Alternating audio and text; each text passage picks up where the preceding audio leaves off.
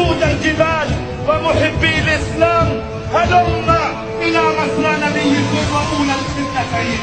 فهلا اشتاقت جباهكم للسجود فيه. ويا جيش تركيا، يا احفاد السلطان محمد الفاتح وعبد الحميد، هلم الى ساحات المسجد الاقصى فقد ضاقت برؤيتكم. ويا جيش الجزائر، عشاق الشهادة وفلسطين، هلم إلى أهلكم في فلسطين فإنهم يستصرخونكم.